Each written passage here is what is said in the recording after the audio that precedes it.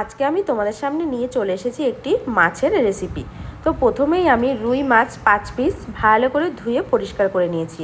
এবার এই মাছের মধ্যে আমি 1 চামচ লবণ আর 1 চামচ হলুদ দিয়ে দেব।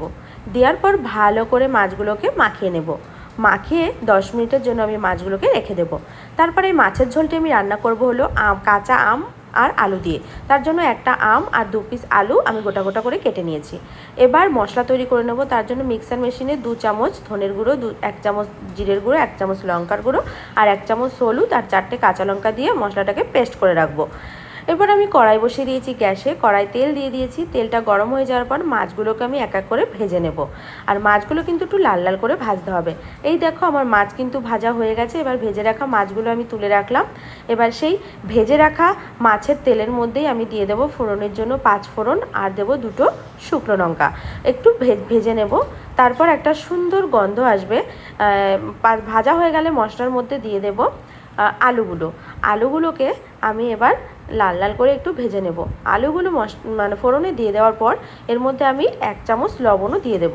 তারপর আমি আলুগুলোকে ভালো করে নাড়াচাড়া করে 5 মিনিট অল্প আঁচে ভেজে নেব। তো আলুগুলো আমার ভাজা হয়ে গেছে। এবার আমার পেস্ট করে রাখা মশলাগুলো এই আলুর মধ্যে দিয়ে দিলাম। আলুর মধ্যে দিয়ে মশলাগুলো একটু হালকা নাড়াচাড়া করে তাই এই মশলার মধ্যে সামান্য পরিমাণ জল অ্যাড করে দিয়ে ভালো করে মশলাটাকে কষিয়ে নিলাম। মশলাটা কষাতে কষাতে দেখো মশলার মধ্যে তেল ছেড়ে এসছে। এবার আমি এই মশলার মধ্যে আমি দিয়ে দেব পরিমাণ মতো জল। তোমরা তোমাদের পরিমাণ মতো দেবে, যে যেরকম মাছ নেবে সেই পরিমাণে ঝোল দেবে। তো আমি তো জল দিয়ে দিয়েছি। আর দেখো আমার ঝোল 5 মিনিট পর ফুটে গেছে। এবার আমি ঝোলে ফুটন্ত ঝোলের মধ্যে কাঁচা মানে কেটে রাখা আমগুলো দিয়ে দেবো। আমগুলো দিয়ে আমি 5 মিনিটের জন্য ঢেকে দেব। ঢেকে দেওয়ার পর তারপর ফুটে গেলে আমি আবার তোমাদের কাছে আসি। তো 5 মিনিট হয়ে গেছে, দেখতেই পাচ্ছ। আর আমার মাছের ঝোলটি ফুটেও গেছে। আর আলু আম সব কিছুই আমার প্রায় পুরোপুরি সেদ্ধ হয়ে গেছে। তো এখন আমি এই ঝোলের মধ্যে ভেজে রাখা মাছগুলো দিয়ে দেব। তো মাছগুলো দিয়ে দেওয়ার পরেও কিন্তু আমি কিছুক্ষণের জন্য মানে 10 মিনিট মতো ঝোলটাকে ফুটতে দেব।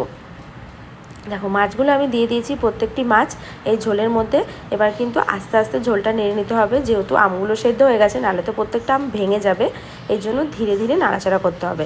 তো নাড়াচাড়া করে আমি এখন এই মাছের ঝোলটাকে 10 মিনিটের জন্য ঢেকে অল্প মিডিয়াম আঁচে মানে ফুটতে দেবো। তো মাছের ঝোল আমার ফুটেও গেছে। আর মাছের ঝোল কিন্তু আমার পুরোপুরি রেডি।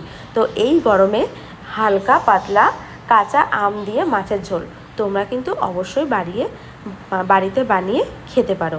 তো দেখো আমার মাছের ঝোলটা কিন্তু খুব সুন্দর হয়েছে। আর যেহেতু 5 ফোড়ন দিয়ে করা হয়েছে, খুব সুন্দর একটা গন্ধ বেরোচ্ছে। তো তোমরা কিন্তু অবশ্যই এরকমভাবে বানিয়ে বাড়িতে খাবে। তো চলো, আমার এই আজকের মাছের রেসিপিটি কেমন লাগলো তোমাদের অবশ্যই জানিও। আর যদি ভালো লাগে অবশ্যই একটা লাইক কমেন্ট করে দিও।